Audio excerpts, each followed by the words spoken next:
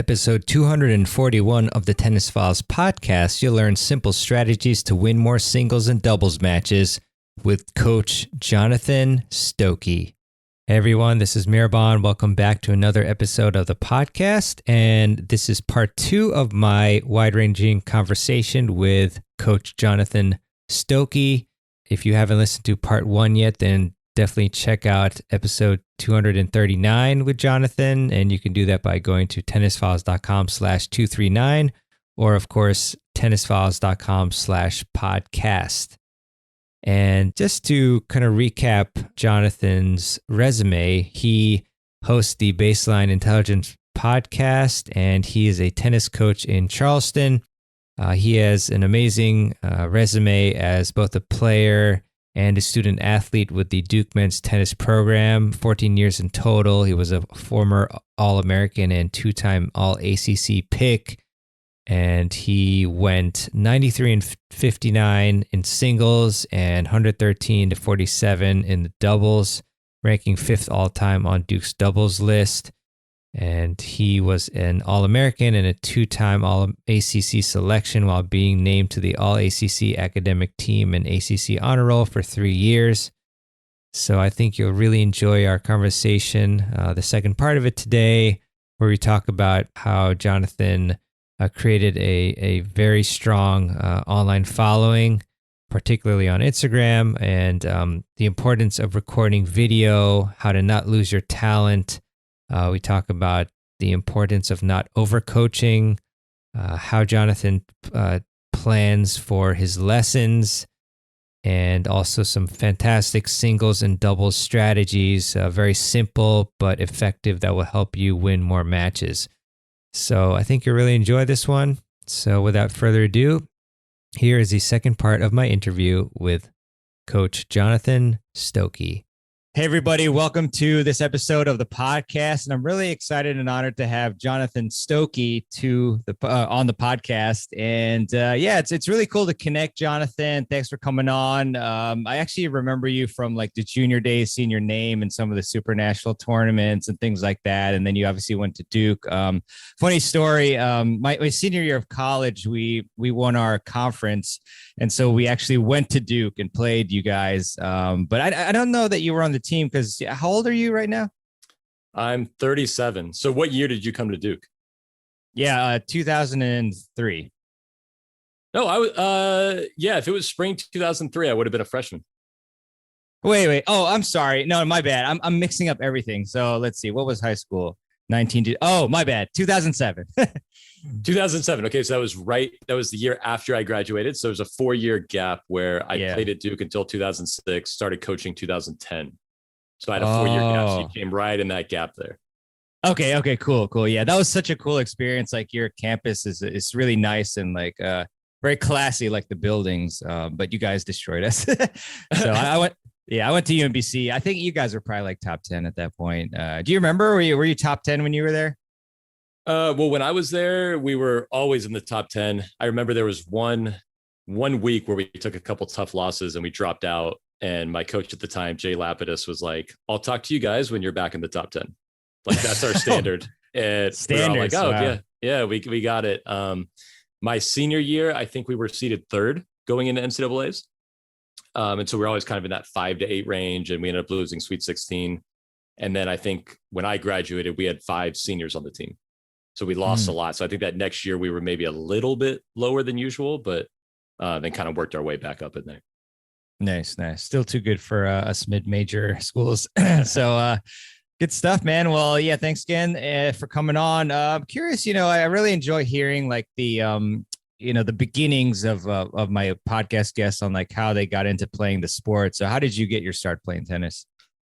So I grew up in Long Beach and I played baseball. So my dad played for Southern Cal. He won a national title there, ended up playing minor leagues for a bunch. And so I kind of played everything, a little bit of baseball. And when I was 8, I moved to Chapel Hill and I still played everything, but I became a member of a country club. And I just kind of remember one day, being at the pool and seeing the tennis courts and just kind of going like, I don't know, let's go try that. And so I walked out and I gripped my racket like a baseball bat. I had a two-hand forehand, a two-hand backhand, and I was making balls. And I remember just kind of going like, well, now what do you do? And someone said, oh, well, you can play tournaments. So I entered a tournament like a week and a half later, won a couple matches, and it was like, all right, I like this, and then after a year or two, you know how it is with tennis. If you're playing multiple sports, it's pretty difficult. And so kind of by the time I was 12, I said, okay, I'm just going to go the tennis route. It's what I want to do. It's what I need to do to be great. So yeah, I just kind of saw it when I was at the club and picked it up and fell in love immediately. Awesome. You reminded me of my friend Tread Huey, who's a professional doubles player, and you might have run across him, during your college days as well, when he went to UVA. But I think he played a lot of baseball when he was young, and he has a really good serve. I mean, did you find that helped your serve or your athletic ability overall? I think tracking the ball and thinking of the sport more in just a competitive mindset. How do I beat my opponent? I was not technical at all. I mean, I told you it was a two-hand forehand, but technically it was a lefty backhand. My right hand was on top. That's awesome. Yeah. So no one would accuse me of having good technique. And, I saw the game more from an athletic standpoint where it's like, I got to get the ball in the court and win. That's my goal. Not to look good, not to hit it in the center of the strings, but I just want to walk off the court with a W. So yeah, technically I was a disaster, but I feel like playing other sports allowed me to not obsess on technique and just view it from a competitive, tactical mindset. Yeah, that's really important. Side note, did you have like a courier backhand? Did it look like that? No, like my claim to fame is like I would take the racket back low. You know how you're supposed to take it kind of high with a unit turn? Yeah. I would set my racket below my hand straight away. And it was so ugly. And I think it kind of worked to my advantage because when people played me, it looked so bad. They'd get really frustrated when they were losing. I can't believe I'm losing to this guy. Look how ugly his strokes are. And it was aesthetically an F, but they won in the court. So that's all that matters. Did you like droop your wrist like a lot? Was it super loose type or was it tight? Just curious. Yeah, it was loose. And, if you freeze a backhand when Novak's kind of dropping below the ball, when his hands are at the biggest part of the drop, that's close to just how I set my racket. Because in my mind, I was like, well, if that's what you want to get into, why would I wait all this time? Why wouldn't I just get in that position? And now I know the reasons for that, but that's kind of how my brain worked at the time. And then once you do it and rep it for a couple of years, it's really difficult to change.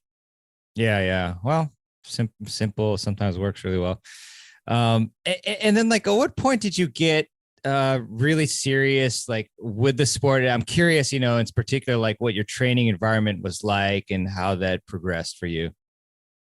It's interesting. So, I told you I kind of went only to tennis when I was about 12, and I lived in Chapel Hill. I went to normal high school. So, I was practicing an hour to 2 hours a day max, somewhere in between there. And it was just kind of after school. And then I remember my friend and I would just try to go dunk on my backyard basketball hoop for like 2 hours. We would just jump around. That's like literally my athletic activity after school. And then when I was 16, I believe, a junior in high school, my dad got a job in Princeton and I had no interest in moving up north.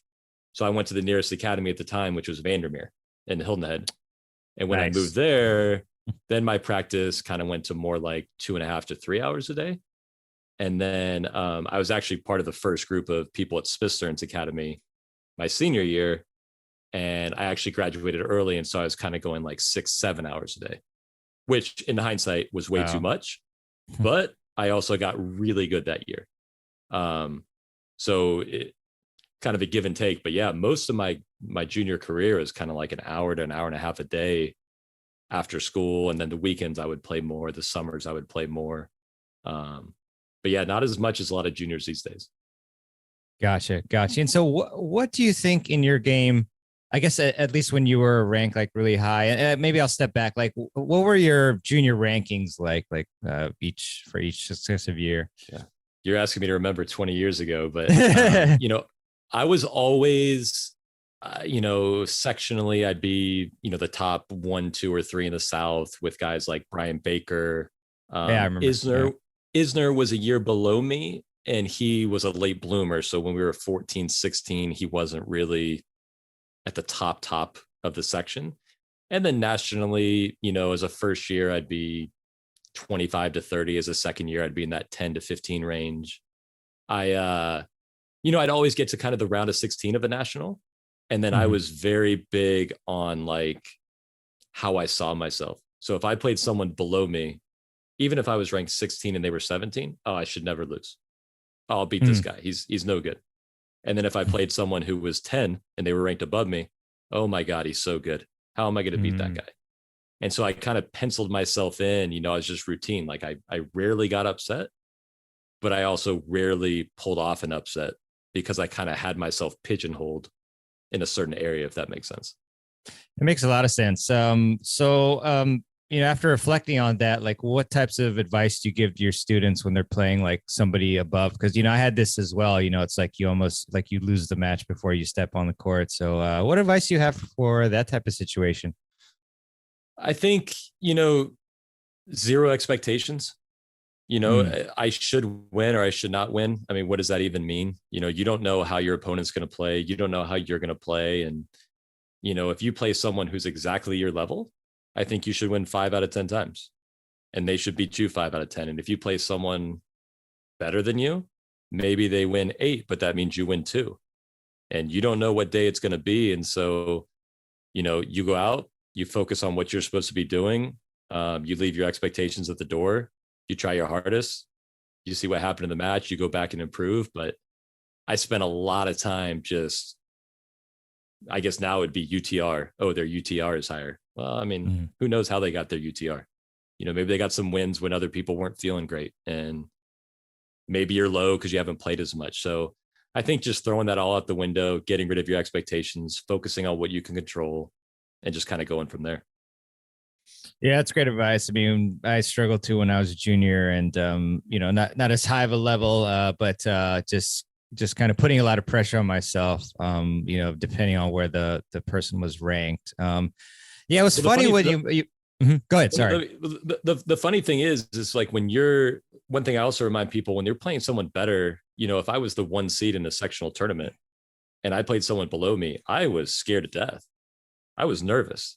I mean, I'm going, man, I can't lose to that guy. I mean, he's ranked 20, I'm 1, or, I know I'm better than him. That'd be terrible. And so I was very, very nervous. And so I asked my players now, well, if you're playing someone who's ranked above you, how do you think they're feeling? How do you feel when you play someone lower than you? You usually get tight too, right? So there's a really good chance your opponent is scared of you. I mean, you might have doubts about them, but they certainly have doubts about you. And once you remember that, it kind of relaxes you a little bit. Yeah, for sure. And it's funny because I was Googling your name because like in my junior career, I got to play one Super National, which was at Woodmont Country Club in Rockville for the 16s, which was a really cool experience for me. And I remember seeing I think James Wan beat Sukwa Young in that. But I noticed John Isner, and he was like the 17th seed, and he lost in like quarters or something. So just really amazing, to see like you said, like late bloomers, like just popping up like that. And how does that work? Like, I mean, was it just his game wasn't ready for that type of level of tennis at that age yet, and then it just blooms later, or what? So John and I have probably played 20 times in juniors. Wow. So he was from Greensboro. I was from Chapel Hill. Yeah. He was a year younger. He played basketball a fair amount, like later into his career. So I don't think he was giving it the attention. And he also, he wasn't whatever he is now, 7 feet. He was like, he's tall for his age, but he was, 6'2", something like that. And, I remember we beat John, and his partner was Brett Ross, a good friend of mine who ended up coaching at Wake Forest with me, but we beat them in the finals of Kalamazoo in 2002. And I remember that year and kind of the one before is when John grew a little bit and also was kind of making that leap to where you're going, oh, now he's really good. He's a good player. And then I remember when he came to college and was a freshman right away, we were like, oh, all right, got it. He's already one of the best players. And so I think with him, it was, he grew into his body a little bit. And then I think he got rid of some of the other sports and probably dedicated himself a little more. But yeah, that was interesting because I always owned him when we were 14. So I'll say I have wins over John, but certainly not when he got to be what he is now. So yeah. Yeah. Cool stuff. So as far as your game, I'm curious, like, were you, are you a serve and volley or what, aggressive, all court? What's your game? So when I was younger, I was get the ball and play and grind. I was a good athlete, and I think I intuitively understood that the game is won by people missing. So if I don't miss and I can get to a lot of balls, I'm going to win a lot of matches. And so I think until I was about 14, 15, that was my objective. Just, I had a pretty good serve, but get the ball in and that's it. I don't have to do much. That person on the other side of the net is dying to miss. I just have to give them the opportunity. I just can't beat them to that. Right. And then once I got older and, USTA coaches and, different coaches of mine kind of said, okay, well, if you want to, be a great college player and maybe have a chance at pro, you're going to have to do a little bit more. And so started working on serving, volleying, chipping and charging. Back then that was actually a possibility. And so learning to kind of blend those two styles was difficult. I didn't know when to use which one. And there's a kind of a year or two where my identity was a little muddied. But by the time I got to college, my coach, Jay Lapidus, his thing was like, hey, 3 balls or less. Like, I want you winning the point or losing the point with 3 shots. And wow. That's really how the game is played anyway. But I would serve and volley. I would take second serves, come in. The first time you gave me a 50-50 ball, I'd crack it in a corner, try to come in. And guys hated playing me. Like, there was no rhythm. They're spending the whole day under pressure trying to pass. And even when they're winning points, they're not getting to do what they want to do. So, it kind of evolved. When I was younger, it was all about making balls. And by the time I was a senior in college, it was just first strike, right to the point. Gotcha. Actually, speaking of which, didn't Joey Addis play with you guys? He joined, I think we only had 1 year together. I believe we had one. So he and I played my senior year together, and we made All-American doubles. And he transferred from Ohio State, but I'm pretty sure we only shared 1 year together. Yeah. Okay. Yeah. Now I remember he went to Ohio State first. Yeah. So he was a serve volleyer, and I played him maybe once or twice, but I just remembering like, God, this guy's just bringing the pressure, serve and volley every time. I got to like pick some targets here. And so, yeah, that's a great style to play. I mean, a pro tour, like you said, it's a lot tougher, I guess, but yeah. But we all like Cressy now. All the old serve and volley. Yeah. I love Cressy it. And exactly. Yeah. So much fun to watch him. And curious about like your family environment, because sometimes it varies with like, how much hands-on or hands-off your parents are, for example. So were your parents like pretty like into tennis, and did they like, did you feel like any pressure from them, or were they just like, do your thing? It's interesting. So my dad would go to most of the tournaments with me.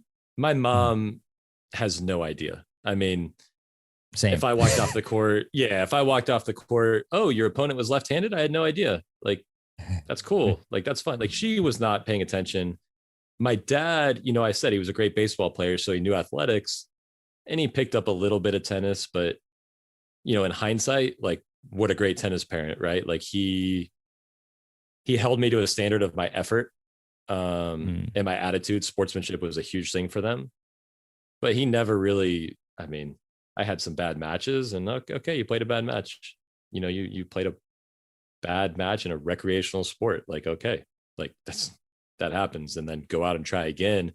The only thing they wouldn't, accept was poor effort. So there were definitely times, I'm not proud of this, but, in backdrop matches where I'm like, oh man, I already lost, I'm out, and kind of hanging my head a little bit. And maybe I'd lose the match I shouldn't. And my dad would kind of be like, hey, I know what you look like when you're engaged. You weren't engaged.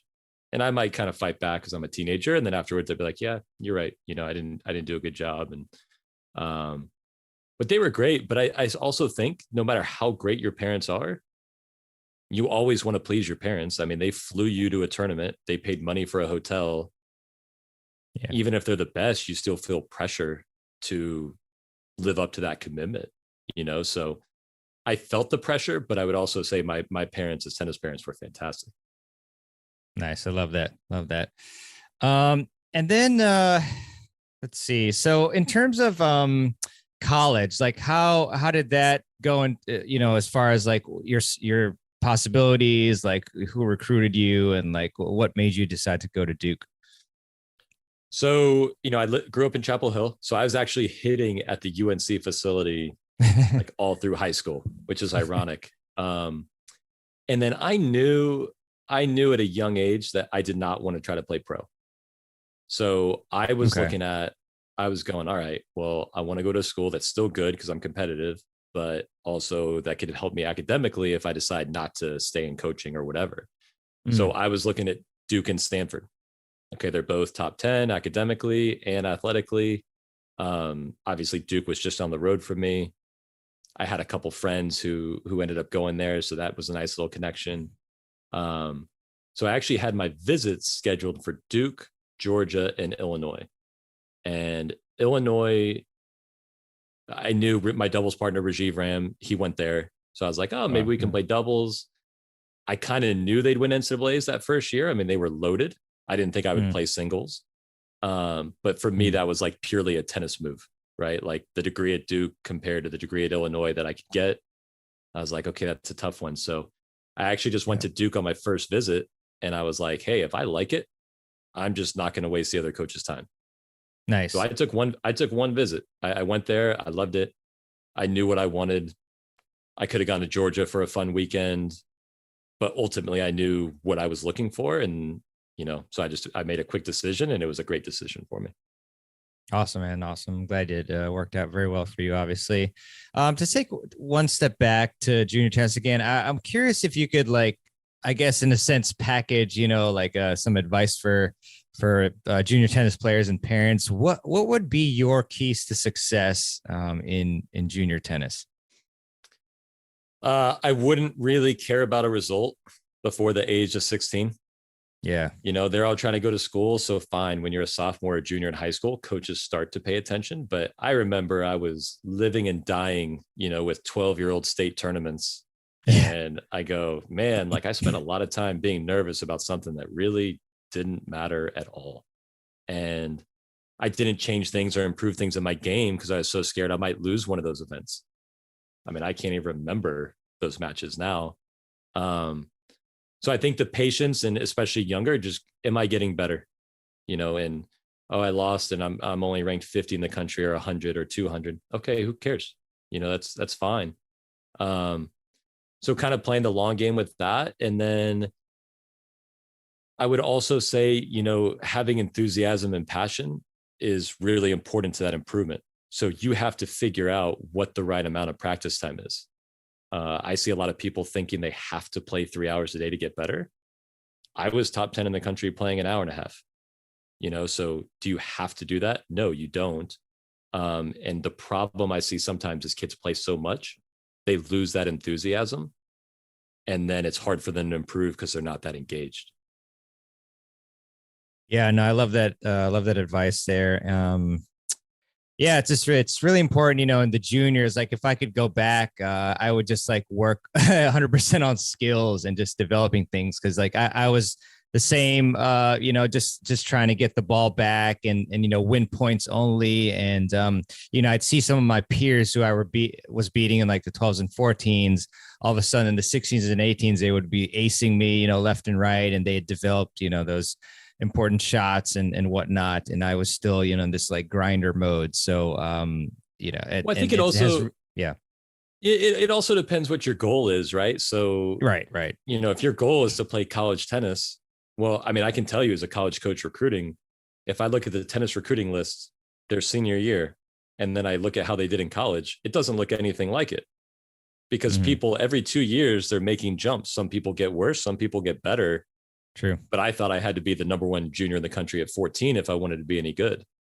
Well, it was irrelevant because by 16, that whole group looked different. And by 18, there was another group. And then by the time we got to college, like Isner example, well, now he's ahead of everybody. Well, which one matters more, how you are in college or how you are when you were 12? I'll take the college player. And then if you want to play pro, does it even matter what you play like at age 20? Probably matters what you play like at age 25. So I think just knowing what your goal is and then, having perspective and going, hey, you know what? if I'm taking a step to achieve that goal, then I'm on the right path. And winning a junior tennis match usually is irrelevant on that path. Yeah, love that. It's great advice. And you did mention deliberate practice, which we're definitely going to get into very soon. I'll ask you about, but I'm curious about college tennis as well. So what makes college tennis just unique from all other environments, junior tennis and professional and so forth? Clearly the team aspect is unique. You're around 8 to 10 other kids that are probably very, very close to your level. And depending on where you are in that group, there might be a lot of people better than you. And if, when in my case, we were going to a top 10 team at Duke, each guy on that team was probably the biggest fish in their small pond, wherever they were from. And now you go to a big team and now you're all big fish in the, small pond. You're going, man, where do I stack up? And it's not all about you anymore. There's 10 other guys. And so a practice is designed for everybody. And so some parts of that might not be great for your personal game. Some of it may be great. So that's unique. It's weird. No one's given me a good answer for this, and I can't either. But, in junior tournaments, you might play 2 or 3 singles matches in a day and a doubles match. And you were fine and you were 16, 17. And then you go to college and you play a dual match and it's just exhausting, and you're like, man, I only played 2 out of 3 sets no ad and a set of doubles no ad. Like, how did that get me tired? But I think it's the emotion that those dual matches have. And, you have 1 or 2 matches every week. So it's just continuous. You never get that month to just kind of like catch your breath. Once you're in the spring, it's a couple duels every week, and that wears on you a little bit as well. But I think most people finish college and go, that was, that environment so much more fun than juniors.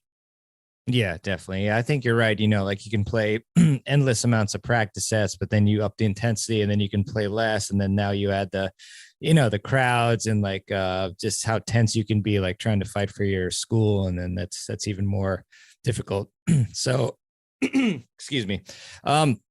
So what would you say are the most important traits of a successful college tennis player? Good question. I know from experience, they come in all different shapes and sizes. So, I recruited guys who were, 5'5" and had no serve. And I remember clearly, I won't say the guy's name, but I remember clearly watching him at Kalamazoo going, this guy is never going to win in college. I mean, I don't understand it. He was a great junior. He won a lot of matches. And I was like, man, he's so small. Like college guys are going to kill him. And he went to UCLA and he killed everybody. He was awesome. And I was like, you're an idiot. Like what kind of talent evaluator are you? So, I've seen guys with big serves fail. I've seen them succeed. I've seen little guys who you think don't have enough punch and they go there and I'm right. They don't have enough punch and sometimes they do. And so I don't think there's 1 or 2 things that apply to everybody. Generally speaking, I would say first thing, I want a kid to have a great mind. Emotionally mature. They know their game style. They pay attention to their opponent. They know how to problem solve. You give me that skill, and I think almost any type of style can win in college. Maybe not at 1 singles, but you got a problem solver who's a competitive athlete. They can win at 6. I've seen a lot of funny things happen at 6 singles, even in the top 10 in the country. The other 2 physical skills that I would say, serve, clearly. If you can start the point on offense, it's pretty tough to lose your serve. And then the second thing is someone who's a great mover. And that doesn't necessarily mean that they're so fast. It means that they get in position for the ball. So you show me a kid who's got a good serve, can move around the court, strike the ball in the same place most of the time, and then has amazing head on their shoulders. I go, that kid's probably going to be pretty good. Yeah, that's great stuff. And while you were giving me an answer, I remember that it's kind of interesting, not very scientific, but I emailed like 70 different college coaches, like in 2015, asking them like the most important traits of a successful college tennis player. And they said, well, by my tallies, I have work ethic was the top one, and then competitive, and then their integrity. But yeah, it's interesting to look back on that. But everybody is curious about like the serve. The serve is so difficult. Like, can you give us like maybe one or two of your golden tips based on your experience, like helping tons of students out on like some critical keys for the serve? Right. It's like I said, it's the most important stroke. You can, once you know what you should be working on, you can go work on it on your own. So to me, there's no excuse to have a really poor serve. The thing I see a lot with my kids now is the toss. And the biggest thing with the toss is people just launch it into the air as high as they can.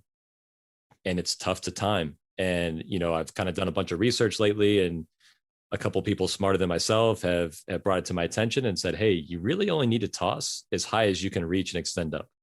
And the lower toss keeps your swing fluid.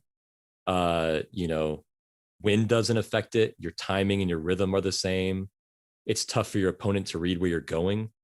And it's just going to be more consistent day to day than if you're launching that toss 5 feet above where your contact point is. Then it's got to drop 5 feet. So that's an additional 10 feet that you're waiting on. And that gives you a lot of time to do some weird things with your racket while you're waiting.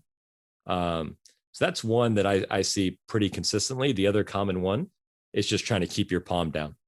That throwing motion, and a lot of people in the beginning open up their palm, they get tension in their shoulder, they don't swing as fast. I know I did that as a junior as well. It's very natural, but I think if you can get that palm down mastered and you get a nice low consistent toss, that's a low toss, maybe that's not the right way to say it, but you want to toss as high as you can extend. If you're tossing at least that high, it's high enough. And so I think those two things are pretty important for a good serve. Yeah, great tips. I think it was Vic Braden that also pointed out that, like say if you have a high toss, like when you're hitting it, the ball is like dropping like pretty fast. But, if you toss at your apex or whatever, at, the proper height, but, not too high, then it actually like hangs at that point for a little while. So that, right. I think the way it was explained was when you have a lower toss, you actually have less time to swing, but you have a longer amount of time where the ball is sitting in your sweet spot because the ball is not dropping as quickly. So I think that's where people get, once they lower their toss, they go, oh, I feel so rushed. And I go, yeah, that makes sense. You're swinging much faster than you used to, but you look smooth. And by the way, that ball is now sitting on a tee for you, which will make it easier day to day to hit a good serve. Yeah, that's one of my favorite tips. Like when I made that adjustment, it instantly I had like more heat on my serve, and like you said, there was less pausing and hitching and all this stuff. Good stuff. So yeah, let's talk about deliberate practice, Jonathan. So I mean, first off, let's try to define that, and then explain like why it's so important. Right. So my favorite book as far as something that helps me with coaching is Peak by Anders Ericsson. And, I read that, and, I'll forget some of the, core principles in it, but basically it was, that's where Malcolm Gladwell got the 10,000 hour rule. Right. But it's kind of incomplete, because if you just go out and hit balls for 10,000 hours, you don't get that good. And my golf game is a testament to that. Like, I don't practice deliberately when I practice golf. I just go out and hit balls. And so I'm about the same golfer that I've always been. But, deliberate practice is awesome because conceptually it's anyone can be elite at anything. Sure, I'll never be an NBA player because I'm 6'2". Fine. There are some things like that, but, almost anyone can develop a great serve. You just have to practice the right way. And part of that method is, okay, I've got to have a clear goal. What's my goal? I want to be able to have my palm down, and I need to be getting constant feedback on that from a professional or myself using a camera, but constant feedback. I need to constantly be out of my comfort zone, right? I need to be uncomfortable. I need to be challenging myself constantly. And part of that is that it's not very fun to be in that mode. And so that's a big reason why people don't practice deliberately, is they want comfort. They want to feel good. And so they go out on the tennis court, and I want the ball to feel good today. And I go, well, okay, but if you're trying to be good in 6 months, you have to work on your palm down. And by the way, today you're going to hit a bunch of terrible serves. But long term, it's going to be good for you. And deliberate practice is very uncomfortable. And so people shy away from it. And that's why you see 3-5 players at the club who are always 3-5 players. They never become 4-0s. But how can that be, right? Because they've been practicing and playing all these matches, but they're not practicing and playing the right way. So, like I said, having a clear objective, getting consistent feedback, being completely immersed in the process, and challenging yourself so much that it's uncomfortable and in fact not enjoyable, and then doing that time after time for 10,000 hours, that process can get you what you want. Is there a way to also make things that are not enjoyable, like to make them somewhat enjoyable? And if that makes sense? It does. I mean, and this is a talk I have with most of the kids I teach, is so for me, when I was playing, I wanted to win Kalamazoo. So if you told me, okay, well, if you want to win Kalamazoo, you have to run these sprints and you have to do this practice, which isn't that fun. Well, I didn't care because what I wanted was so valuable, I would do anything. So sure, the actual act of running a sprint is not enjoyable. But what's enjoyable is me feeling like I got closer to what I want. So in some cases, sure, maybe you can make it a game or you can challenge yourself. But at the end of the day, it's like, is the juice worth the squeeze? Like if you're working so hard, that's why I don't practice deliberately with my golf game, because I don't care what I shoot. So why would I want to go make myself miserable in the driving range, really focusing when I actually don't care about the outcome? So I think it's important for everyone. Some people just want to play tennis recreationally, and that's great. Then I wouldn't practice deliberately because that's a painful process. I would just have fun when you practice.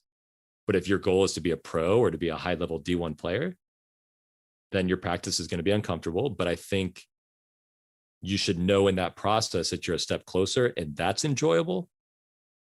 But I mean, I don't know many players who just said, man, I really love running sprints. Like the act of running a sprint is just a blast.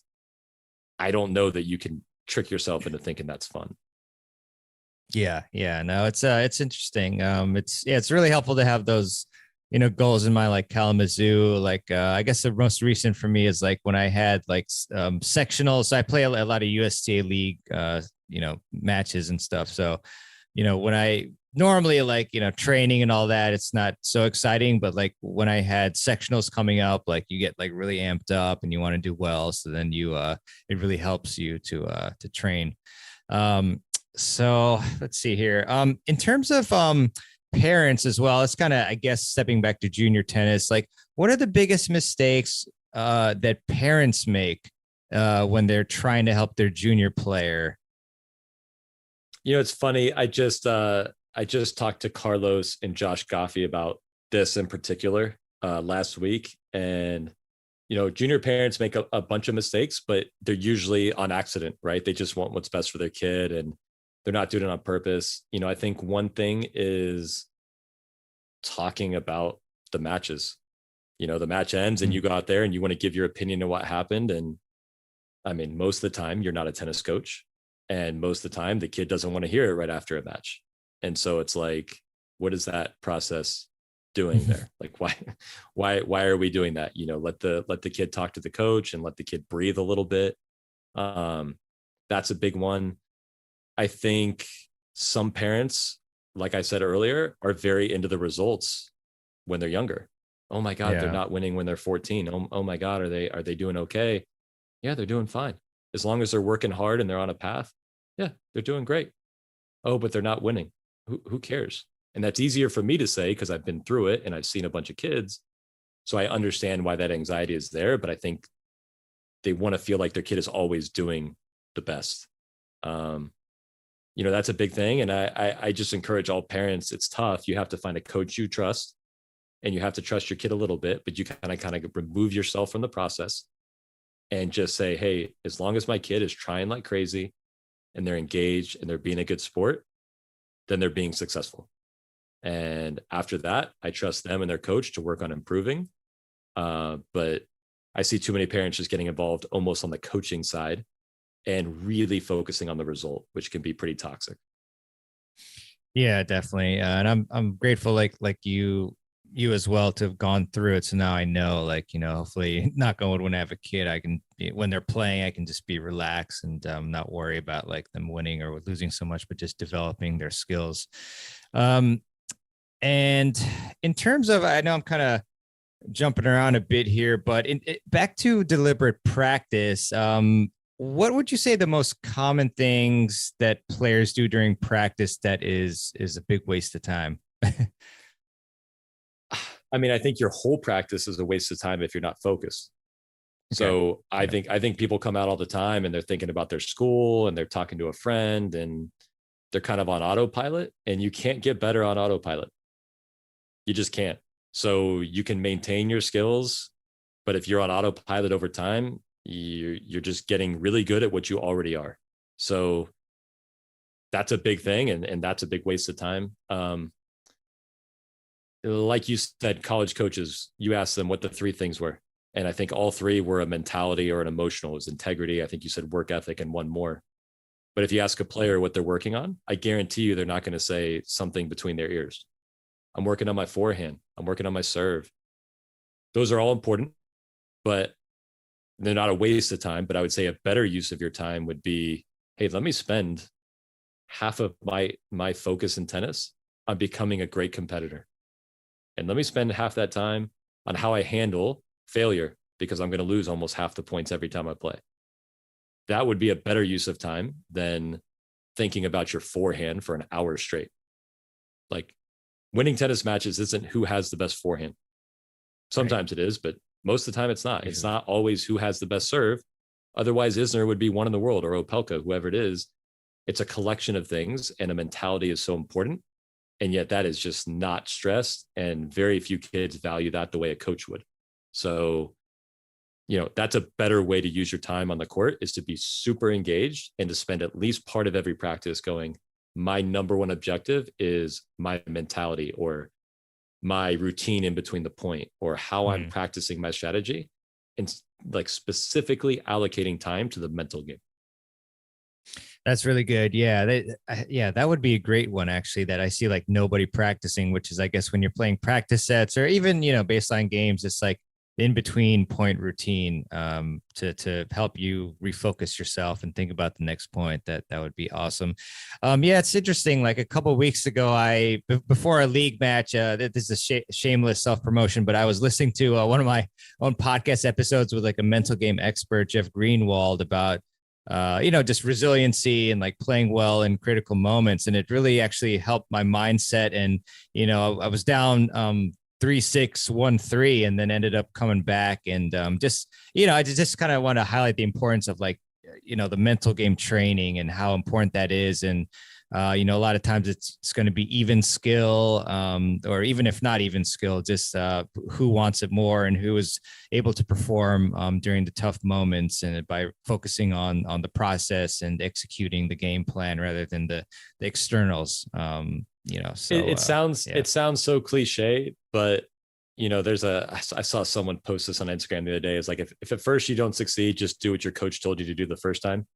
And it's like, it almost sounds cliche in coach speak, but we're like, oh yeah, focus on what you can control. And hey, let's have a good attitude. That helps. Like, we're not saying that to waste time. Like, it's a really big part of success. And yet the player, and I understand it, can get obsessed with how they feel and how the ball feels on their strings. And you're going, man, if your goal is to win, then focus on your mindset, focus on your tactics, focus on how you manage yourself emotionally. And sure, of course, you're going to work on your strokes too, but you can win a match when you don't hit the ball as well as the other person. Like, that can happen. So why not? Let's go for the low hanging fruit that you can super control yourself and focus on that. But it's tough, right? Like you said, you've even listened to your own podcast and you weren't taking your advice before that. And, I know I've had instances like that in my life when I was playing, where I didn't do the things I knew I should be doing, but it's critical, and coaches say it. I think players just think you're saying it to, I don't know, it's just a cliche, but it's not. It's what wins, if what gets you better. Yeah, 100%. And that being said, with highlighting how important the mental game is, Do you have any favorite drills, games, or any other just like advice in general for amateur players to implement during practice that would make it more effective? One you're saying a game that specifically helps with the mental side? No, just in general, like to make the practice more efficient and deliberate. And any particular drills or anything else that you like. One drill that we've done a couple times is we play a point. A lot of times we have 4 kids on a court, so they'll play a baseline point or a serve point, and then I make the player who played the point look at their partner and say what happened. Oh, I made a serve out wide. They returned middle. I hit a short ball in the middle of the court, and they missed their approach. Okay, because in the beginning, it's actually very hard for them. I could probably tell you 8 shots every point, and then I could probably go back and tell you what happened 5 points ago. But I've learned very quickly, if you ask a junior player what happened 3 seconds ago, that's actually not an easy question at first. And so I'm going, how are you not picking up on these patterns? But the reason is because they don't even know what happened. It's gone. It disappeared. That point happened. It's in the past. So we have them play a game, no rules, and we just say, tell me what happened. And you'll find out a lot of times patterns emerge. I missed a forehand long. I missed a forehand long. I missed a forehand long. And then you go, okay, cool. What adjustment are you going to make? And so that's one that gets them mentally engaged.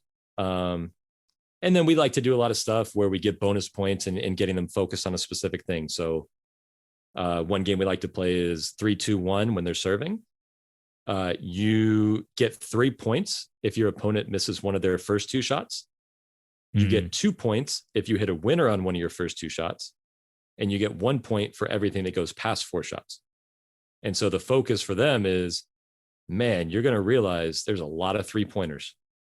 Like that's the game of tennis. There's a lot of missing in the first 4 shots. Yeah. And so that makes them super aware. I walk around the game, I just keep yelling, oh, that's 3, that's 3. And I want them to know there's not many 2s out there, especially in junior tennis. There's not a lot of aces. There's not a lot of +1 winners, but there are a lot of double faults. There are a lot of missed returns, and there are a lot of missed +1 balls. And so that just gets them thinking constantly when they have to add up the points. I made another +1 error. I missed another return. And it keeps them very engaged in kind of the correct style of play. Yeah, I like that. I think we probably both know about Craig O'Shaughnessy, and I think it's something like 80% of the points and in the 4 shots or less, something like that. So yeah, cool. Good stuff there. And as far as like online instruction, I was curious about your thoughts about that. You're obviously like, online, you do a great job on your Instagram page. I see a lot of, clips on there. So everybody should definitely check out Jonathan's Instagram page. But what are your thoughts on the effectiveness of online instruction and, any possible, issues or perils about it? So it's a great resource. There are some challenges, right? So, I was actually talking to another coach I work with. Like, if you don't know anything about tennis and you went on Instagram or YouTube and you Googled how to hit a better forehand and you watch a video, how would you know if the advice is correct or not? You don't know anything about a forehand. So how would you know if they're telling, if someone said, hey, you should really have your palm up on a serve, that's a great idea.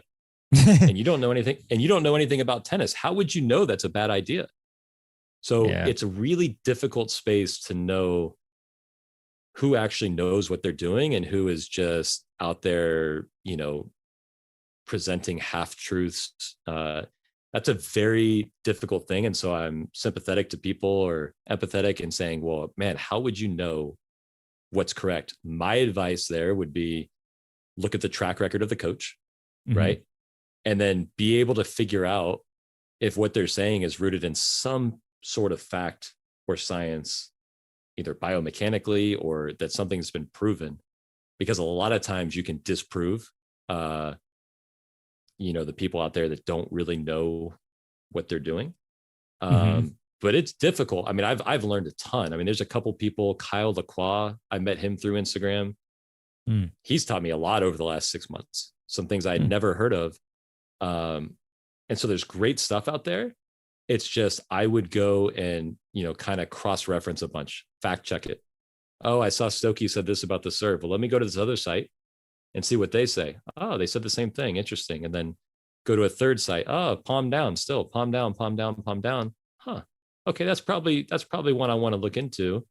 And if you see something once, it's probably not based in any fact or science, and it probably hasn't worked because, other people aren't adopting that. But it's a great resource. I mean, I do the same thing. That's why I love golf. For me, I get in the mind of a novice tennis player because I don't know much about golf. So if I go on YouTube and I'm looking about my driver swing, I go on there and I go, how do I know if this guy even knows what he's talking about? And so I start playing around with my own swing, and it's a slippery slope, but I would just cross-reference things and see how much common themes there are amongst each site. Yeah, that's great advice, Jonathan. So kind of on that same track, like what resources do you most study in order to, I know you mentioned Kyle's, page, but what resources are your favorite for learning more about the game? So, I took the PTR course, Great Base. I don't know if you've heard of Great Base Tennis. They have a great free online course. Yeah. They've got great stuff. I've had on my podcast. Vic Braden. Yeah, a lot of Vic Braden stuff. They had awesome things that I had learned for the first time. Like I said, Kyle, he's been great. Like he'll send me all his presentations that he does at USPTA. He's like the greatest guy. And, reading online, but the information is out there. You just have to be willing to open your mind and learn and challenge your, existing beliefs. I know that I used to think I did certain things on my volley. And then after looking at videos of myself and hearing other people explain it, I'm like, I was coaching something that I've never done. Like, that's not what I do. And so you just have to be open and willing and consistently eager to learn and, keep seeking out resources. Instagram is great. Great Base, that free online course. I would encourage anyone to take that. There's great things in there. But you just have to be willing and open-minded to seek out that information that's out there. Awesome. Yeah, I made a note about that, the Great Base course, and shout out to Steve Smith, who I had on episode, I just Googled it, 214 of the podcast. So awesome. Jonathan, you've been coaching for a while now, with Duke and with players and all that. Is there any particular, a philosophy that you had maybe when you were like a younger coach that maybe you changed over time after, experience and studying and all that? I'm sure there's a bunch. I know that I've changed so much from age. I was coaching Duke when I was 26. That was my first year there. And I was coaching at Wake when I was 24. So, 13 years ago, like I would hope that I'm a much better coach than I was then and have learned some more. But one thing I know recently is I used to tell my guys at Duke on second serves, let's hang back. Let's hit a heavy forehand deep middle. Let's make sure we make as many as we can and then put pressure on them to win their ground stroke point.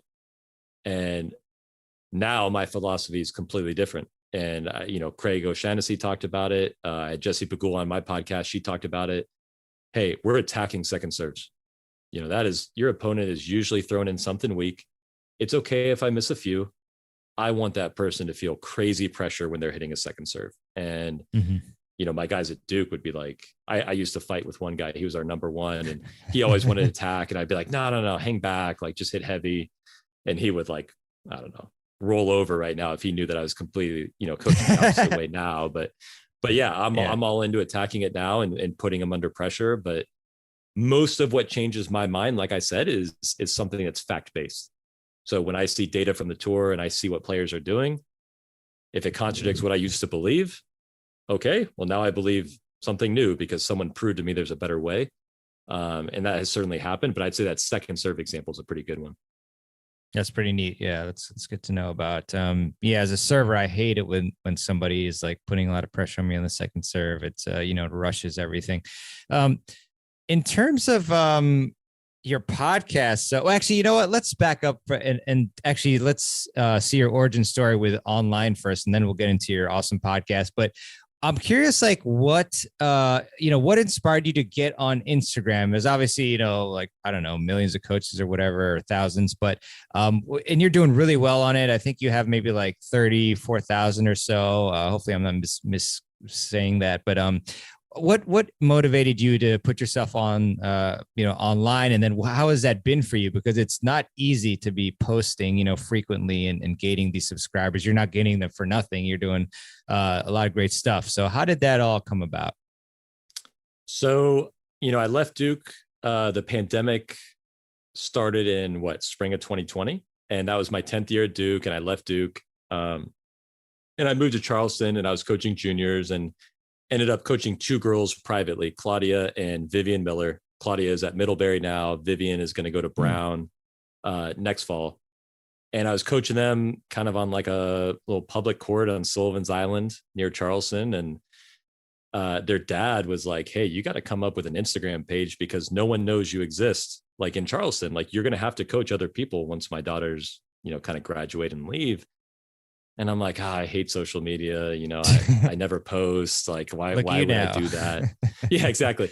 And so I started a page. If you look back it's at Stokke Tennis. If you look back at, my first posts, they're very different than what I'm doing now. And basically I just started the page and I would follow everyone who I could see in Charleston area who was following tennis stuff. So if you remember of a tennis club, I would just click follow, kind of like a little nudge and go, hey, I exist and, happy to coach you if you want. And that was kind of why I started it. And then, one day I made a little reel about Claudia working on her backswing and it got a couple thousand views. And I was like, okay, that was kind of fun. And yeah. And then I started doing a few more of those. And then I'd get messages from people and they'd say, hey, I saw that video. It really helped me. Like, that was awesome. Thanks, man. And I'm like, hey, that made me feel great. I'll do another one. Sure. And then it just kind of took off. And, so I do like 4 or 5 videos a week. The funny thing is the kids love it. I usually I have a kid in my, it's a drill of a kid doing something and they love being in the videos and, now they're all trying to get in it, but it's pretty funny. But, it started out as a way I video everything. So I want to see how their stroke looks. So I always have this footage of them. And then sometimes it's something that I could actually throw on social media and someone else could learn from it. But yeah, it started off like just, hey, I'm just this little coach and coaching on a public court. And it's kind of grown into something different than that. But the most rewarding thing has been that I get messages from, people I don't know all the time saying, man, that one really helped me out. Or, can you do a video on this? Because I struggle with this type of thing in my game. And, helping people I don't know has been super fun for me. Yeah, that's awesome.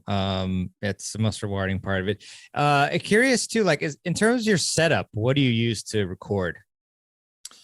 I've got like a $25 tripod that will fall over in the wind. I got to put like my hoodie and my pants and my tennis bag at the base so it doesn't fall over. My phone I don't know how it survived. It's fallen down so many times, but I put my iPhone in a tripod and I just film. And like I said, I'm filming their serve, I'm filming their ground stroke from the side. So I have all this catalog for each player, what their strokes have looked like. And then occasionally the camera angle or whatever, I go, oh, that could be a great video. Like someone else can learn from that. But yeah, super simple. Just the iPhone and the little tripod mount. Awesome. Yeah, it's definitely want to highlight that again, probably for the 1,000th time on the podcast, just like how easy it can be to record yourself, which is super valuable. Do you use any sort of like apps or anything for analyzing the video or stats or notes or anything? So, I've used Coach's Eye before if I'm, sending it to a kid and using it for technique. I actually just got this cool product. I don't think it's out for release now. It's called Baseline Vision, and you actually hook it up on the, end of a net post. And that kind of tracks where you're hitting the ball, how fast, how high. It's a different way to do the same thing. So I'm definitely interested in that. I'm interested in things that can be measured. How do I tell you your serve's going faster if I can't prove it? I want to be able to prove it. Hey, it's 7 miles an hour faster. That's a big deal. So yeah, I use stuff like that.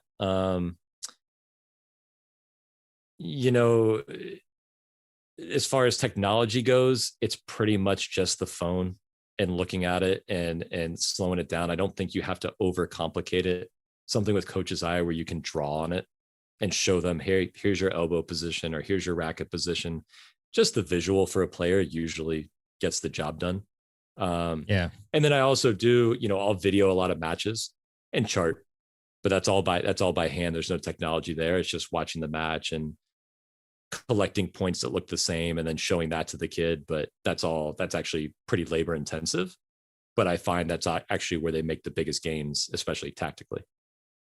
Awesome. Yeah, true. Very true. When you videotape the matches, is that a different setup, or do you still have the tripod behind, or are you like clamping it to the fence or something?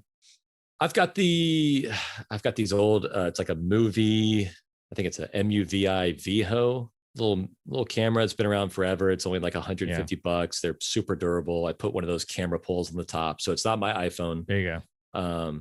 But it gets the whole cord in there. I used to send it to Tennis Analytics or Scissor. Now I'll just, I only have a few kids that kind of need that type of work. So I'll send it with them to a tournament, come back, watch the match, see what we were working on. It's not debatable, right? When you show a kid what's actually happening, like how can you argue? You hit 10 forehand winners to this side. That's what we've been working on. It's awesome. You missed 10 backhand returns in the net.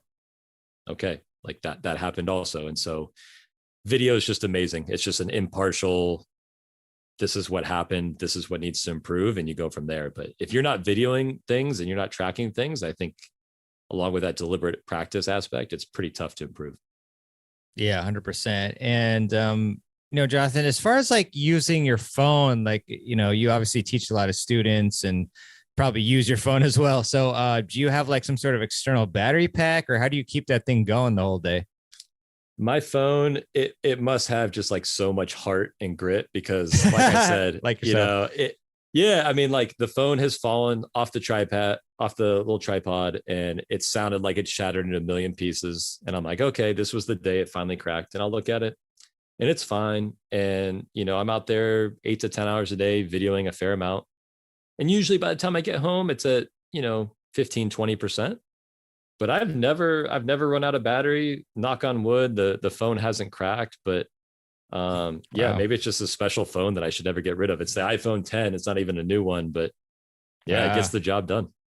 That's amazing. Do you have I hope you have a case on it. Do you have a case and screen protector? I wouldn't even know. I've got a case that kind of holds some credit cards. I don't know. It must be durable because it's worked well. I think I have a screen. I'm not good with this stuff. That's why it's hilarious that like I'm making these Instagram videos on my phone. Like I've got no idea what's going on with the phone. You're a role model, Jonathan. See, anyone can do it. Yeah, exactly. If you're not a tech nerd like myself, that's physically apparent, I guess. Nice. So in terms of your podcast, Jonathan, Baseline Intelligence podcast, which you've had some great guests. I mean, you mentioned Jessica, you've had Rajiv as well, Rajiv Ram, Craig O'Shaughnessy, we just talked about, Nick Saviano, Carlos and Josh Goffey. I might be mispronouncing that, but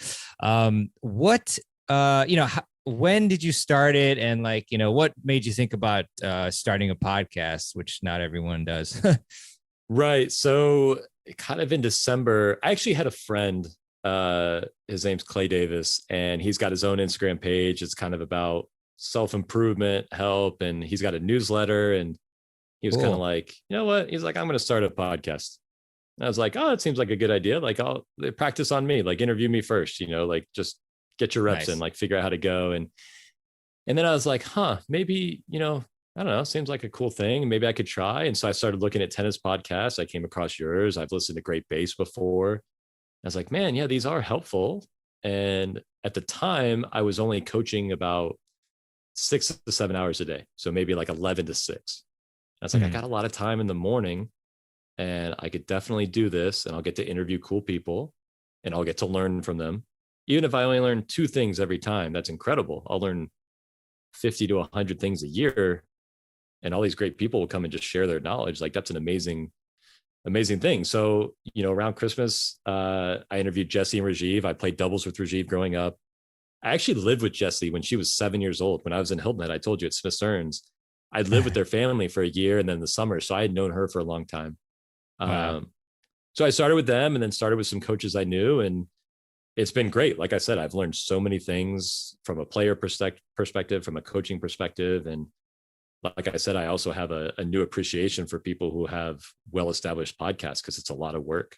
It's not easy, and it's not easy editing. And I don't know if you get stressed when you're doing yours, but I'm always like, man, is this episode good enough? Like, are these people going to learn something? Is it entertaining? And did my questions stink? I hate the sound of my own voice. You start going through like these things, and yeah. But it's been fun. I've only done 5 episodes so far. I'm planning on doing 2 a month, and just trying to get quality guests who can, my goal is someone listens to the 30-minute episode and then goes, that concept really made sense to me. I'm going to use that. And then they go and they get better. That's kind of my goal for the podcast. Yeah, no, it's amazing. Really happy that you started, and you have a lot of great connections, like you said, with the people that you've been around. So definitely want people to check out your podcast. Of course, we'll have the link to it on the show notes page. I guess so far, can you highlight maybe like 1 or 2 of your favorite conversations, or just like in general, like topics that you've been talking about with a couple of your guests? Craig's episode, the 3rd episode, he's been on a ton of podcasts before, but he gives so much incredible information about the first 4 shots, coming to the net. Those are things I encourage everyone to pay attention to. Saviano had a good little tip at the end. It was actually a response to an Instagram question. And the question was, what do you do on days when you're not playing the way you normally do? And his response was, you don't lose your talent. So when you're not playing well, when you're not playing well, it's not like you woke up and all of a sudden you're incapable of hitting the same way. Like something has changed. So you can problem solve. And usually what that something is a mindset, and you're not kind of in that flow state. But I really like the way he presented it, because I think that's the panic from a lot of people. Oh my God, what's going on with my serve? Why isn't it here today? Yeah. Well, you've hit 1 million serves. You know how to serve. What's different is you're probably a little tense today. You're probably really worried about the outcome. And so he gave some great advice on how to get back in the present, thinking about your targets, split stepping every time, something that just gets you into the now. So you're in a little bit more of a flow state. But I really like the way he just kind of, it's true. I mean, you don't just lose your talent overnight. So there's a reason why you're not hitting it as well. Take your time, calm down, start with your mentality, and then kind of go from there. I thought that was a great one. And then, on the player side, Jesse and Rajiv, I find it interesting. They talk about, nerves and doubting themselves. And Rajiv was kind of like, man, I like being nervous. Like, that means I care, nice. And I think that's something that so many people run away from. I don't want to be nervous. It's a bad thing. Nerves are bad. Oh my God, I got so tight. I got so nervous. And, nerves mean you care. And then you manage how that affects your performance, right? You channel that into something positive. But I really liked his perspective as well. That's something that he's excited that he still has at age 37. Love that. Yeah. And a lot of great advice there. And again, it shows the quality of the information being put on your podcast. So definitely one to listen to. Yeah. Nick's answer reminded me about, have you heard of David Goggins before? Yeah, certainly have. Yeah. I kind of want to imitate him, but I won't. But, he has this like this cookie jar method, which reminded me of Nick's advice about like, that you don't lose your talent. I mean, it's kind of related. I guess it's like, when you're going through a tough time, you kind of go into the cookie jar, and what you're doing is you're like remembering previous victories, or in this case that, you're able to execute on things. And that can really help you kind of reset yourself. So really I like that. I haven't heard that one. That's good. Yeah. His book is really good. Really interesting. Good stuff. So in terms of, your future plans and everything, like what's kind of next for you? It's a great question. I'm definitely going to continue with the podcast and the Instagram stuff. But again, like I told you, I started the Instagram with no plan. Like it's not a business for me. It's like, oh, cool, I've got followers, but I don't really know where I'm going with that. I'm going to keep putting out hopefully content that helps people. The podcast, I definitely plan on continuing to do and continuing to learn myself, and hopefully sharing that with other people. As a coach, I mean, at the end of the day, like what I'm really passionate about is coaching. And I hope that comes through in the podcast or my videos or just the kids I work with, but it's not work for me. I don't feel like I work right now. So I'll continue to coach. I've got a bunch of good players that I work with privately, a bunch of nice kids I work with kind of in a group setting. And that's really where my passion is. So, you know, I still see myself being on court 8 to 10 hours a day. And, you know, they always make fun of me. I mean, I shouldn't get as excited as I do when I see little improvements. Like they're not even excited. And I'm like, man, your serve, man, it looks so much better. And they're like, really? That makes you that happy? And I'm like, yeah, sadly it does. That's so yeah, cool. I'm gonna keep coaching, you know, the juniors and spending time out there. And you know, we'll see what happens with the podcast and the Instagram if that turns into anything different. But yeah, just continue coaching and enjoying it. And I'm curious what your like how you are able to get yourself going. Like, you know, obviously we don't wake up every single day like with 100% energy and all that. So like on days where, you know, might be tough for you, what do you do to get yourself you know, the proper mindset? It's a good question. And I would say this isn't by choice. I think it's just how you're wired. I don't have many days like that. I really don't. Nice. I don't wake up and go, man, I got 10 hours today, man. Like, oh, that's tough. I have days where I'm physically tired. I mean, standing on court. So right now, my normal schedule is 7 to 9 and in the morning, and then like 11 to 6 or 11 to 7. And so it's 10 hours. It's 7 to 7. I get there, it's dark. I leave, it's dark. It's a lot. There's a lot of people out there that do that. And sometimes I'll wake up tired. The good news for me is like, once I see the kid, if they're motivated, I instantly have energy. Nice. You know, and so when the kid brings that, it's like, there's no way I'm ever going to be tired with a motivated kid. So they kind of fuel me. Like, I can't even take credit for that. Like when they come out at 7 a.m. and they're excited, I'm like, man, this is great. Let's go. I'm immediately awake. So I think I get a lot of that from the kids. Mm. And then what do you do if your kid is not motivated? Like, do you do anything in particular to get them motivated? You know, it's interesting. I've heard coaches kind of go both ways. Like, is that the coach's responsibility to motivate the kid, or is that the player's responsibility to bring their own motivation and their own attitude? I tend to be on the second side of that. I expect you to come motivated. And like you said, I mean, most coaches, okay, you have to motivate yourself too. And then I have to figure out how to get you better. And if I also have to figure out how to get you to try, well, what's your job? Like, what do you do in the whole process? So, yeah, you know, where I stand for it is like, hey, you show up ready to work and trust that I have thought about your game all night long. And I took down notes and I'm showing up at your lesson and I'm going to try to give you the best hour you can. And if you're not motivated, there's a good chance we probably won't be working together because number one, that's going to be an energy drain for me. And I only have so many hours and I'd like to coach people who are motivated. And it's not like there's no hard feelings there. It's just, I'm not looking, you can't get better without that motivation. So if I'm teaching you a lesson and I know we can't get better, then what are we doing out there? So the good news for me is all the people I work with right now have incredible motivation. They have great attitudes. They all want to learn. So I don't really have that problem. But I rely on them to bring that themselves. Yeah, definitely agreed there. So, in terms of like coaching, have you seen any like big mistakes? Like, I guess I'll reframe it. What are the biggest mistakes that you've seen coaches make? Whew. Good question. And I'll just have to think about what I do all the time where I coach. I think over coaching is a big one.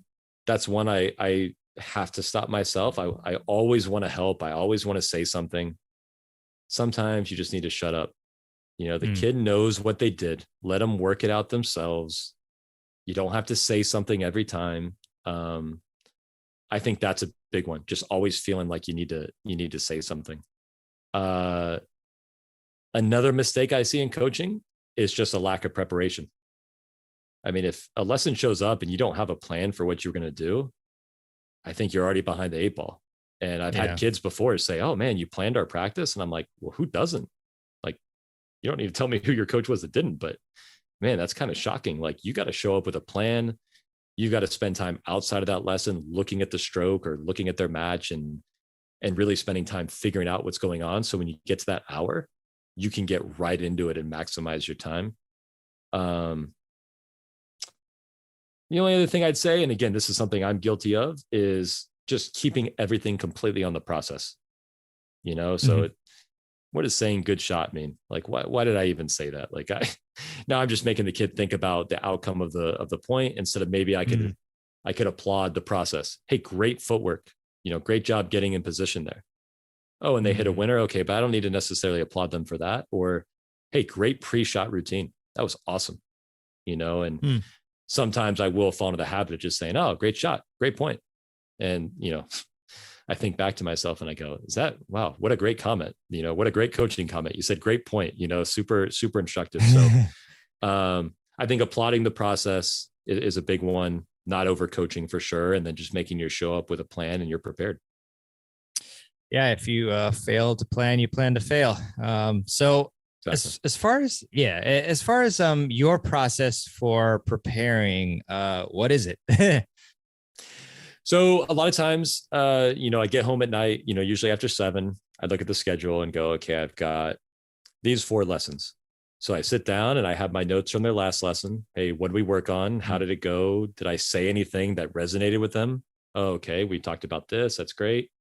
I might have watched them in the group play points and see something that popped up. And I go, okay, I want to make sure I allocate 15 minutes of time for that.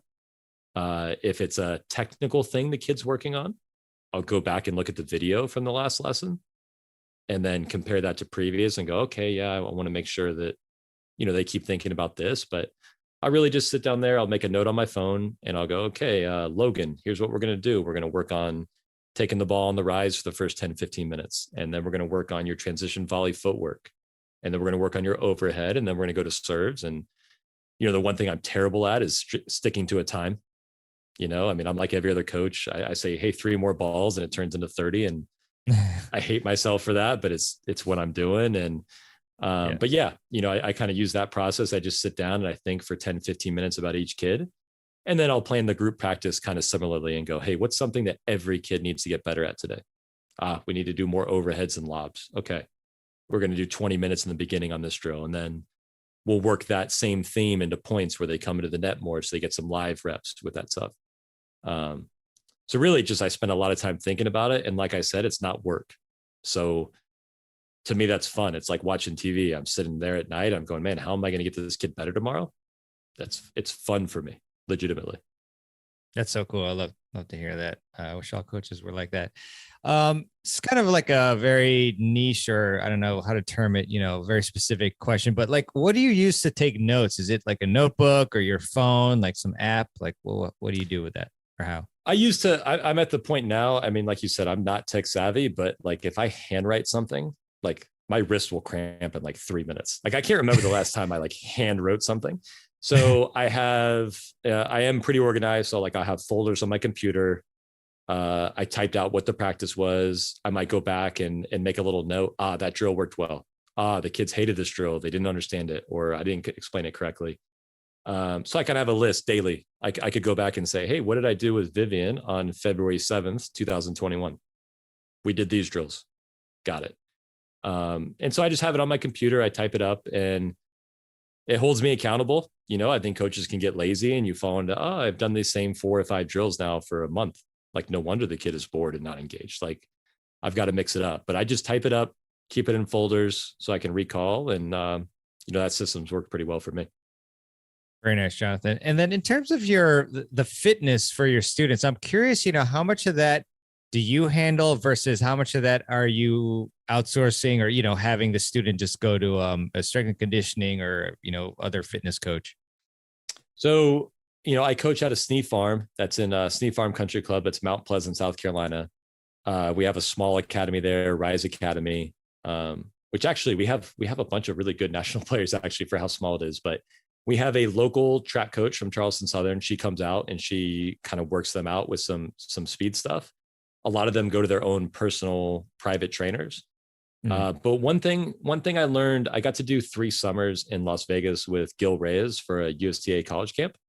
Nice. And he's amazing. And he would tell me stories about Andre and kind of how he used to train. And he told me a story that Andre went to see Carl Lewis and, hey, Carl, how can I get faster? And so Carl came and watched him, and Andre was like, okay, we practice. And now I go run these sprints and I do X, Y, and Z.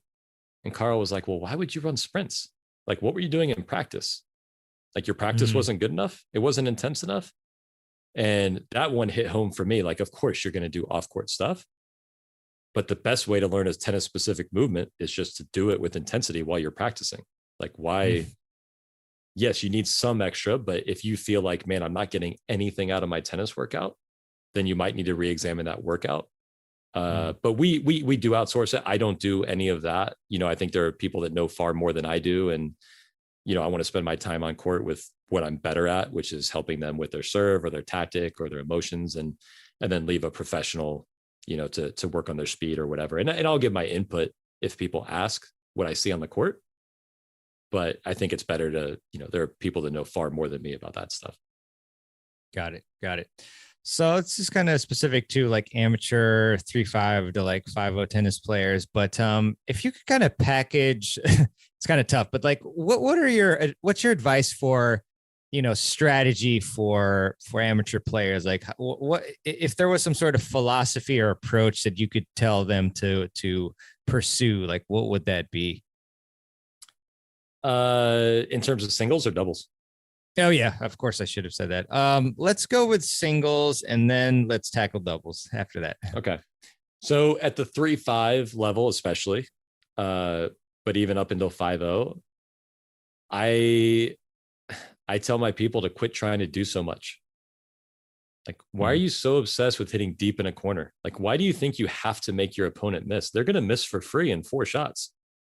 Like, you don't have to, all you got to do is just give them the chance by making it. So I'm very big on like the baby step. Like, can you make your serve and not double fault? Great. That's step 1. Can you make your +1 ball? Great. They might complain that it wasn't fast or deep enough. I don't care.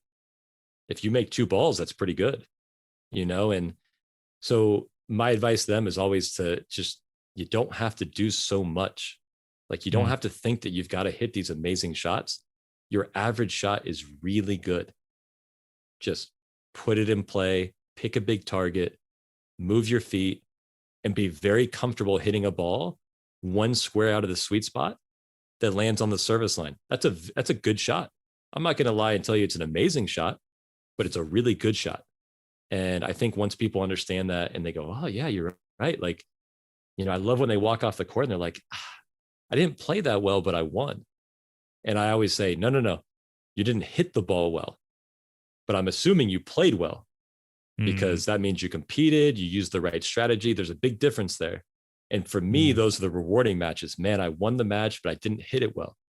Hitting it well is kind of like the bonus, and that feels good and it's more fun. But just making balls, keep it simple. Quit trying to feel like you need to do so much. I got to hit winners on my 4-0 opponent. You don't. They're going to miss. They're going to give it to you. Just let them. Yeah. You reminded me of, because I taped and put one of my singles matches on YouTube. It was just a set, and I was watching and I was like, not really doing anything special here. Like, nothing looks amazing at all, but, found a way to win. But it doesn't, it's not that complicated, I guess. And then in terms of doubles, what's your advice there? It's a good question. There's lots of different ways to play. I would say similarly, you want to make the first 2 balls. A little bit of a difference for me in doubles, though, is I'd much prefer you to be on offense after the server return, especially as the level goes up. So it's really tough to be at the net if your partner has a weak serve.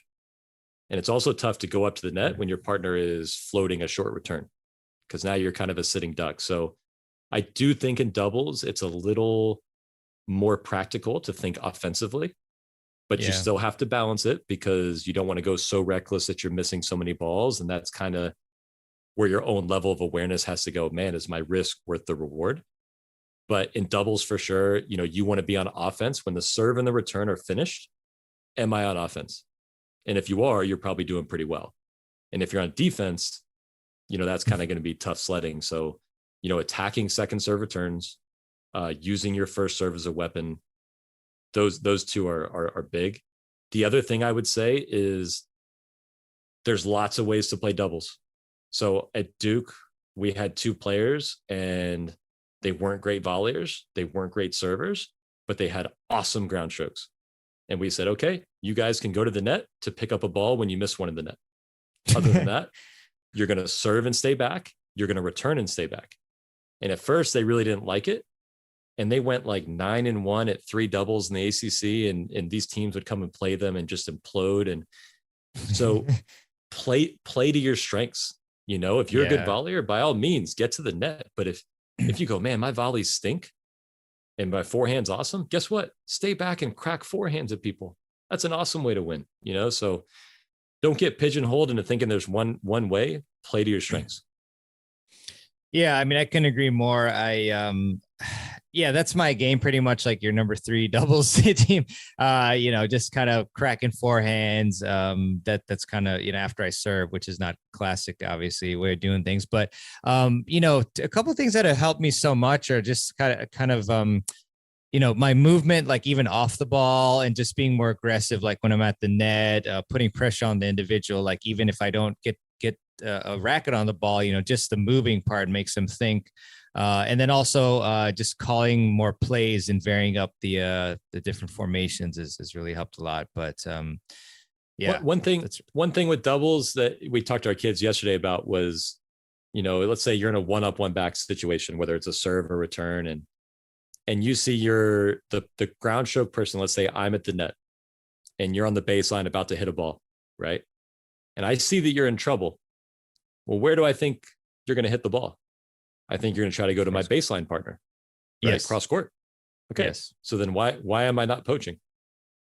If I'm convinced you're going to go cross court, like, and I know the ball's going there, why do I not want to be where the ball is? And then conversely, right? Like, well, what if you got a short ball and you're in the court facing me? Where do I think you're going to go? I think you're going to try to hit me. Yeah. So I'm going to back up a step and I'm going to get my backhand volley ready to go. And it's going to be like a ball feed. It's actually going to be really easy. So I think just paying attention. And if you find yourself in that situation and you don't want the ball, that's where you have to ask yourself, number one, do I want to go work on my volleys more? Or should I just back up to the baseline? Because if you know the ball's going cross court and you don't want to poach, that's telling you something. Yeah, definitely. And it's kind of funny. You know, as we're, as we're talking about these sort of predictable situations, like, you know, in doubles matches, like whenever as the baseline person, when I'm like leaning back in a defensive position, if I'm comfortable, I'll actually go down the line and I'll pass them all the time because they're poaching. So I really enjoy doing that. And then also a lot of times when I play the deuce side and the server hits a first serve up the tee, I actually will go down the line sometimes too, because, you know, they know that my backhand's not as strong as my forehand, so they're going to poach. And then, but yeah, a lot of good points there, Jonathan. Did you prefer singles or doubles when you were playing? I mean, I preferred doubles. I liked them both. I had more success. You know, Rajiv and I did really well in juniors, and so I mean, obviously, everybody enjoys winning, but I liked having a teammate. I thought that was fun. Yeah. And I also liked, you know, singles. There's lots of things that can happen, right? Like a guy can drop shot. Like how many drop shots do you see in doubles? Not many, right? Because there's a guy at the net. Like that doesn't really make sense. So for me, it's like doubles, there's only a few options. And if I'm smart enough, it's like I felt like I could control the other 3 people in the court. You know, and I knew what they were going to do because their options are limited because of where people are standing. There's one at the net, so you're not going to hit a drop shot down the line to the net player. So I really liked the tactical side of that, of being able to predict what would happen and having a counter for that and feeling like I was winning that chess match. Of course, you can do that in singles as well. But I enjoyed sharing that with my partner more. You know, hey, we're going to serve them here and they're going to return down the line. And then we'll hit the volley down the middle and they'll lob us and we'll hit a little angled overhead where they're not. And then we'll ask one of our dads to go get the ball for us, you know, and that'll be fun. I really liked that part of it. But obviously singles too, you know, you get to play every ball and you're out there by yourself and you get to ask yourself questions about how competitive you are and how you can hold up under pressure. That's great. But for me, I always had a passion for doubles. Yeah, it makes sense. It's really fun. Do you have any any favorite plays, like one or two of your favorite doubles plays that you use? So one play that we started using at Duke quite a bit in the ad court, we would go I formation. And the play was, we would kind of serve backhand body, assuming the returner was right-handed. So it'd be kind of a wider serve. And the net person technically was covering the left side of the court. But what they would do is they would pop up and actually take a small step to the right. The server would then go to the right and cover the down the line as well. But when you serve wide, that angle return is really difficult. And so we were asking the returner to not only go down the line, but go down the line with a small window. If it got by my net man, it's a forehand for the server, which is great. Yep. And if it goes to the net player, it's probably a forehand volley, which most people are better with. And we used to run that play, I don't know, at least 60, 70% of the time in the ad. And really the only people that could kind of get us out of that were people that could chip lob cross court. So that's the best way to defend that. But if you have a good serve and you're serving backhand body, and that net player, even though technically they're covering the left side of the court, they almost pinch to the right, you give that returner a really small target. Yeah. Another thing I would say too about plays though is like, if you don't have a good serve, there's not a whole lot. There's not a whole lot of plays that can help you with. I mean, the returner can do whatever they want, and then you're just guessing, and the net guy's on defense. So, you do have to make sure you have a good serve when you're calling a play. But yeah, we used that one at Duke, and that one worked all the time. It was fantastic. Love that. Thank you for that. I'm going to use that tonight, maybe. Yeah. Let me know how it goes. I will. So I got to ask you, I know we've been chatting for a while, so hopefully you don't mind, but so you have a Liverpool jersey on. I should have had my Tottenham jersey on, but they did horribly today. But just curious, how did you get into to supporting Liverpool? So I watched a documentary on them. I think it was like on Fox Sports, probably like 7 years ago. And I'll watch any sports documentary. Like I'm in, like you've got me. And so I kind of knew the players, and they started showing games on the weekends. And I think at the time they were like 6th in the league, but I knew the history, and I'm like, oh, okay, they've done well. Like they've got money. Like they're probably not going to be bad forever. And hey, it might be nice to pick a team that could actually win. I follow the Jets, New York Jets. They lose every year. It's all they do. I don't have an NBA team. So like I watch these teams lose. I was like, you know what? I need to pick a winner.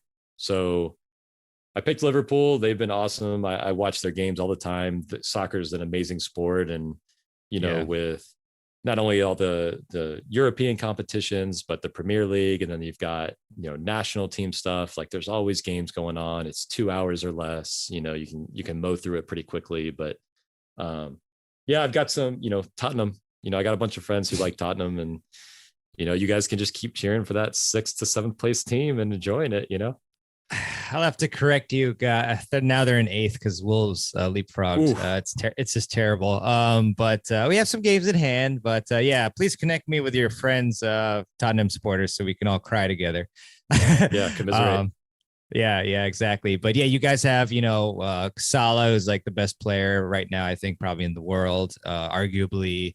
And you guys stole Luis Diaz from us. We were supposed to get him. Yep. We needed him so much more than you guys. And you got Mane. And my favorite thing about it too. Yeah. Like my favorite thing too is like, as the coach in me, whenever I'm cheering for these teams, I'm always watching the coach. Klopp. So Jurgen Klopp, like he's amazing. Not only his tactics, whatever, which I'm not a soccer, I don't exactly know exactly what he's doing, but the way he manages players, the way the team plays with enthusiasm, like, man, that guy knows how to manage people. And that's also a skill in coaching. So the coach in me really likes watching him do work, but they're a great team, and I enjoy watching them. Yeah. I mean, I enjoy watching him too, actually. Klopp is a great coach. And I'll have to send you, there's a video where there's just like a random guy who is like a presenter or something, and then Klopp like evaluates his game, like his striking and dribbling and all that stuff, penalty shooting. So that was pretty cool. But all right, I guess enough of that about the Premier League, just because we're a tennis podcast. But I wanted to get that in, and I like your jersey. So cool. So Jonathan, what are 3 books? And, we talked about Peak, which we'll link on in the show notes page, but what are 3 books that you would give to a friend to help them improve their tennis game? And they don't have to be, specifically tennis books. 3 books. Okay. Well, Peak would be the first one. We already talked about that. I just had, like I said, Carlos Goffi, who coached McEnroe, back in the day from a junior to being number 1 in the world. He's got a book called Tournament Tough. And there's lots of great stuff in there. He's talked about it in podcasts before. He's actually doing an online instructional platform that's coming out, relatively soon. But his book has some awesome things about what happens in between the points, pressure points, how you should be playing. And that's the side of the game to me that's like super interesting. Mm-hmm. Third book.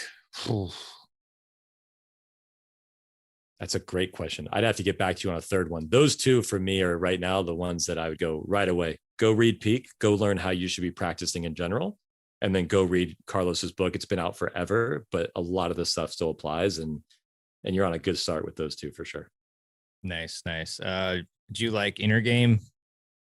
Yeah, I do. I read that one a long time ago, and I still go back and read it, and that's a great one. That's the cool thing about rereading. And I don't know if you do the same thing, but I've got notes on all these books. And so I go back and kind of reread my notes and I go, got sloppy. Like there's another, concept that I learned from this book that I'm not implementing on a daily basis. So yeah, Inner Game obviously is a fantastic book. Nice. The other day last night, I was listening to a podcast by Lewis Howes, School of Greatness, fantastic podcast. And he was having a episode on, I guess Bob Proctor, who unfortunately passed away. But Bob Proctor said that, if you want to change yourself, like what he did when he wanted to change a habit is he had like a page of a book bookmarked, and he would like reread that page like every day, to help reprogram himself. So I find that was interesting. Interesting. A page of the book that like was telling you what to do, or just like resetting yourself habit wise. I'm going to read that page and move forward. Oh, it was, I was telling him like what to do. Like, so for example, like, maybe like waking up early or something like that, how to do that. So he would just read that every day. I don't think that was it, but just an example. Yeah. So yeah. So that was really cool. Awesome, Jonathan. Well, where should people go to connect with you? So, you can find me, like I said, on Instagram. It's @Stokke Tennis. I take messages on there. I think I have my email on there as well. The podcast is on every platform, just like any other podcast. But yeah, most people reach out directly to me through Instagram. And I respond to everybody. Sometimes it takes me a while, but if anyone takes the time to reach out, I'll definitely respond. And then, you can find me in Charleston at Sneap Farm and a member of Rise Academy. I think we have a website for that, Rise Academy, but any of those ways. But yeah, you'll find me online. I'm shooting out a video every morning around 7 a.m. and, hoping that one of them clicks with anyone out there to help them get better at the game. Awesome, Jonathan. And to close, what is one key tip that you can give our audience to help them improve their tennis games? One, I only get one, and it does need to be something different than what I've said so far. No, it does not. I mean, if it's something that you really feel is like the biggest takeaway or something, and you've said it before, like that's fine as well. And you're only going to give me one. That's hard. I give you 2 if you want. Give me a 1A and a 1B. Okay. 1A, 1B. Smart. my 1A, and it's from Craig, but it's something I've always believed, is make the first 2 balls you touch. Just make 2. I made my serve and my +1. I made my return and my +1. Quit getting so picky about how deep it was or how fast. Make 2 balls. That's awesome. That always applies. The second thing is spend time on your mental game.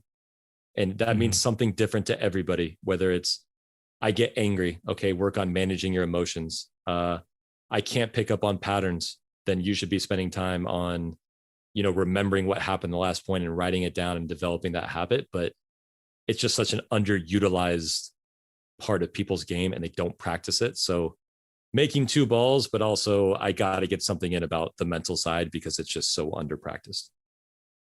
Got it, Jonathan. Well, thank you very much for your time. I really enjoyed speaking with you. I just really want to acknowledge you for your passion for the game and for, helping your students reach their potential, and really do appreciate it. And it was really cool to connect because I do remember, that when I was a junior, like seeing your name, the big national tournaments and super nationals. So really cool to see you do great things in tennis. And, like I said, definitely everybody check out Jonathan's Instagram page and the Baseline Intelligence podcast if you want to improve your game. So thanks again, Jonathan, and great speaking with you, and hopefully we'll connect again soon.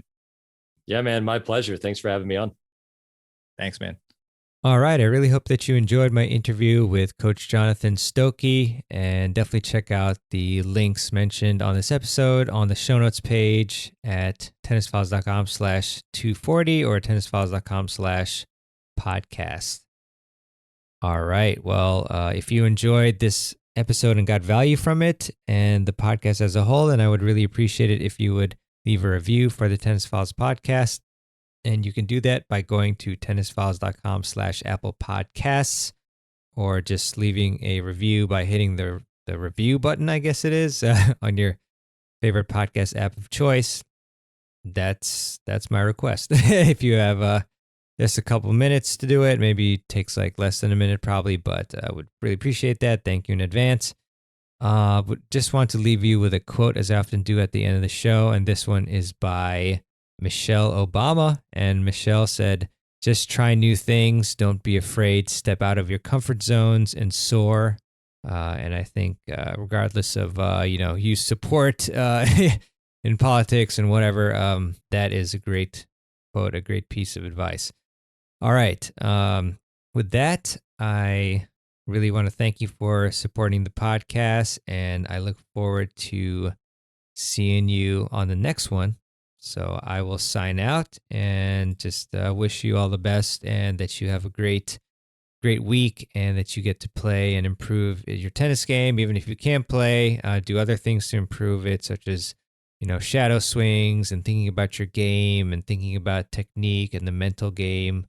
As I mentioned a few podcast episodes ago, I had listened to, or maybe was it this episode? I honestly can't remember, but before a match, I just listened to a podcast episode on the mental game, and that really helped me a lot. So, just by listening to podcasts like this one and viewing other useful videos, you're going to be improving your game. So just keep at it, and you will see big gains over time. Small gains, each day, and then all of a sudden you'll see big breakthroughs. All right, with that, I wish you all the best, and I'll see you on the next episode of the Tennis Files podcast. This is Mehrban Aranshad signing out.